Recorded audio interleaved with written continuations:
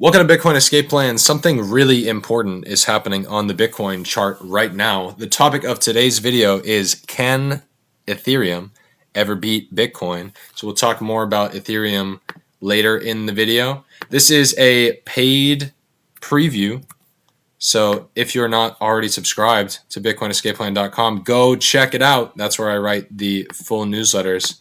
We'll get into that more later in the video. Just to start off the video, as always, with some 4-hour analysis for Bitcoin. Something very important happened over the evening.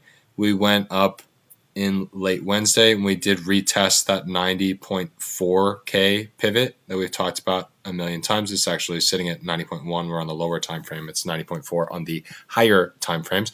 Right now, market is reading that as a major failure. As you can see, we dropped back down below the 4-hour SMA right here. And in our current candle, same thing. Retested it briefly, have fallen below 87.5, which I talked about in the newsletter earlier this week, as well as we're now sitting right at that 85.8K pivot, which again, those are the first two levels that I talked about in Monday's newsletter. If you're not already subscribed at BitcoinEscapePlan.com, you're missing out. I'm talking about these levels ahead of time, and then you can just go about your day. You don't have to worry about anything once we've seen how they react to those key levels. So currently, the other level that we want to pay attention to, I've talked about 86.1K a lot. That's a previous weekly close, super important.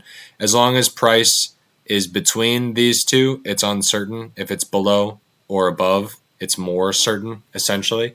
So what we're looking for on the lower time frames of the 4-hour right now, the next one would be 84.3. Yellow means that it is a monthly level. So pretty important, more important technically than a white one, which would be a weekly level. So price may just get pulled there. As you can see as well, we're pretty thin on the anchored volume profile right here relative to here and here. So that's part of what's happening right now as well, is there's just not enough volume for people to be certain about where they believe the price is going to go. And if we're thinking about it just in broad context of what's happening in the market at the moment, this is still the most important signal to me. This is the 4-hour anchor VWAP. I never redraw that tool. It's literally drawn from 2009 on the chart. And we had two failures earlier in December, and that's what's causing this downward trend. And now our best case scenario is we're going to continue to drop lower until we make another push for it, but it just doesn't currently look like that. It currently looks like we're more likely to head towards the 83K pivot, 83.1. And on the higher time frame, which we'll get to briefly because this is an Ethereum video, not a Bitcoin video, is 82.3K. Where do we wick to? We wick to about 80.5K. So I don't think we're about to head back to 80.5K, but this is an ugly pattern. This is not a pattern that is indicative of a bullish move. This is chop consolidation and possibly lower. So that's what you have to look forward to for Bitcoin, another possible drop. Now, before we end the free section of the video, let's go over Ethereum. And actually, you know what? Before that, little bonus before we do that. We're going to go look at ETH BTC. Like and subscribe if you are enjoying this extra analysis. So, ETH BTC, let's take it all the way to the monthly. For those of you who are unfamiliar with this chart, ETH BTC just refers to the total amount of Bitcoin that you can get for your Ethereum. So back here, 2017, you get a lot of Bitcoin for your Ethereum. That would have been a great time for you to take profits in ETH and just simply sit out that time in Bitcoin, because then you would have lost it very quickly. And this is a fairly sophisticated trade. Like, this is really just somebody who has a lot of ETH and wants to find somewhere else to put it. And I talk about this more in the newsletter. I really think if you don't have some type of edge in the market, specifically with DeFi or smart contracts or arbitrage or NFTs or flipping meme coins, why are you holding this asset? Why are you holding it?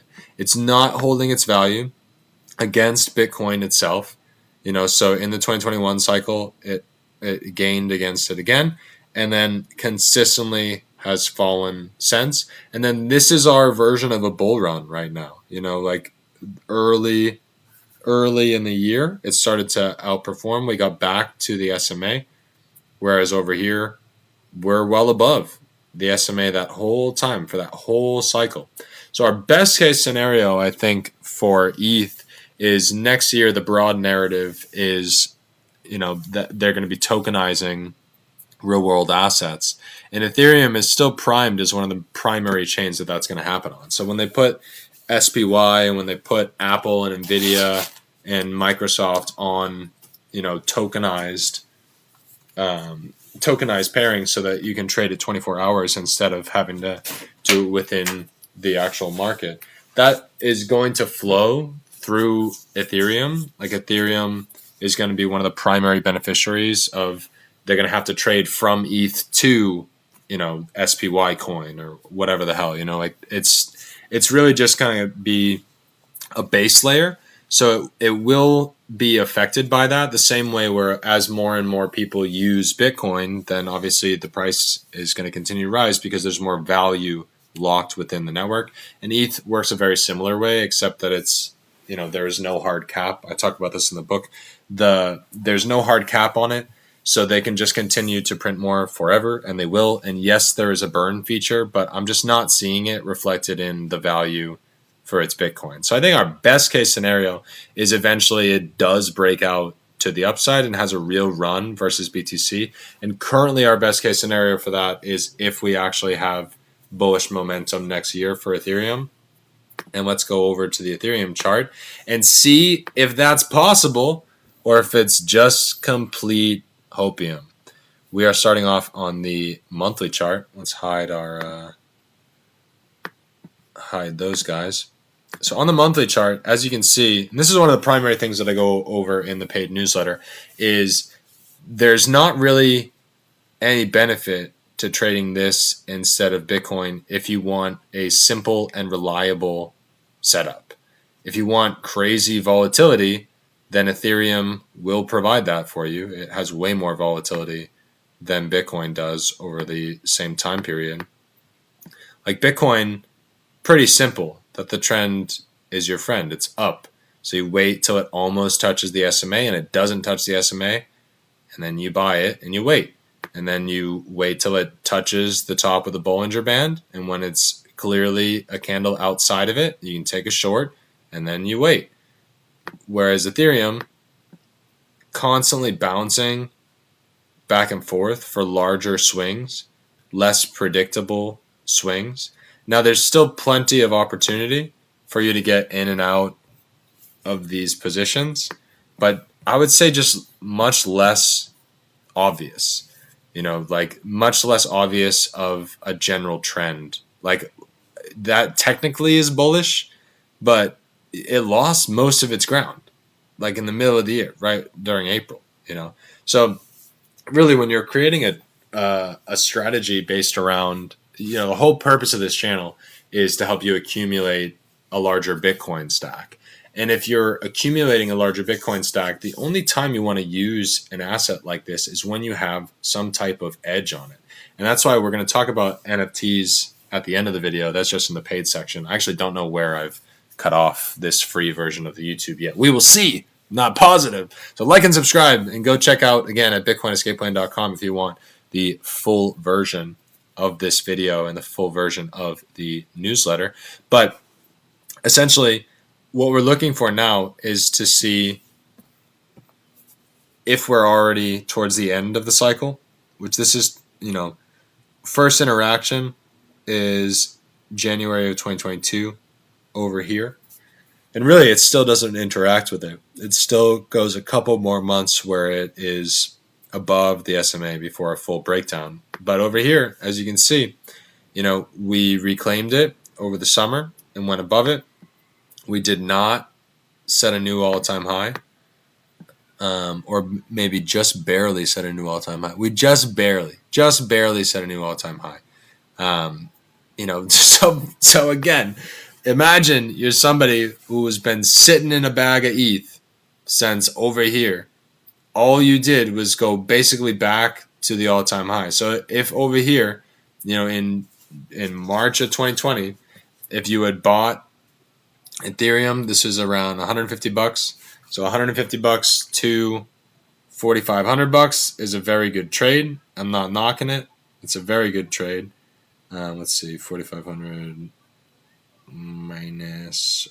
Oh my God, what did I say? 150? No, that's at like 350. Let's say from 300. That's a 15x. That's very good, but you would have had to wait this entire time period for that. You would have had to either be staking that ETH the whole time or having some other type of sophisticated DeFi strategy in order to benefit from it more. Otherwise, that same price movement from where we went to in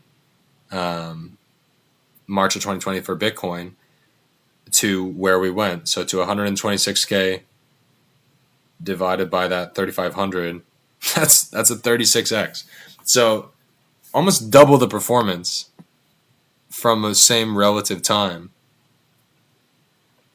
This is a little bit lower, I guess. It's a fairly relative performance to what Bitcoin did during that time, with significantly less volatility and unpredictability with Bitcoin. So you need to be able to factor that in when you're buying something like ETH. You're buying something that is more volatile and less predictable. You're buying something that is consistently, again, if we go to ETH BTC, it's consistently losing value versus Bitcoin. So why are you holding it over more Bitcoin? And the answer to that question is only if you are able to have some type of edge. And this is where we're going to go into the NFT portion of the video. Now, I don't talk about NFTs very often on this channel. It's pretty rare. I pretty much just focus on Bitcoin because that allows me to cut through the noise and actually get information to people that they want.